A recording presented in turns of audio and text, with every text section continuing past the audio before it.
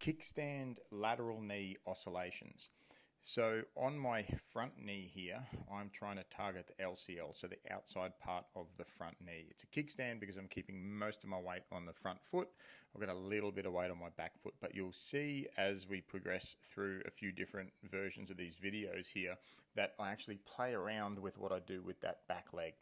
The whole idea of this exercise is so that what I'm trying to do is I'm trying to constrict all of the body and make sure that the force that comes through the kettlebell is being taken by the left side or outside of my left knee.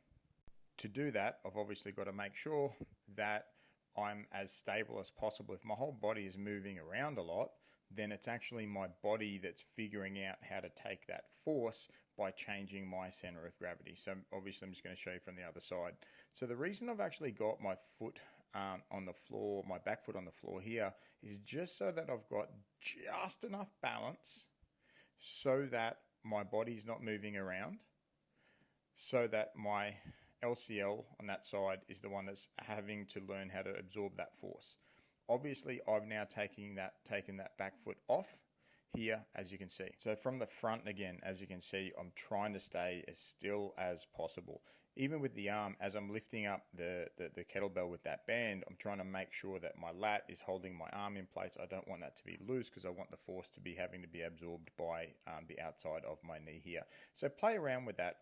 I actually didn't mind doing this with the back foot off the floor, but I really liked having that back foot on the floor as well. But I'm trying to just put as little force through that back leg as is humanly possible. And here we go, lifted the knee up again. But basically what we're doing, some reactive strength stuff, so we're just reorganizing all of the connective tissue down the left side of that knee in the LCL in this case.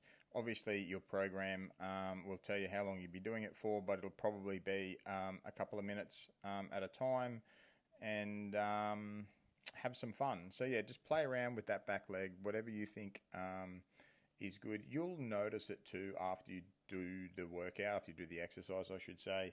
You'll feel it in your knee, you'll feel a little bit of warmth, a bit of blood, that kind of thing. So just play around with that. Your level of balance is going to play a role here. If you've got amazing balance, then you can probably do this with the back foot off. Most people probably won't be able to, but have a play and let us know how it goes.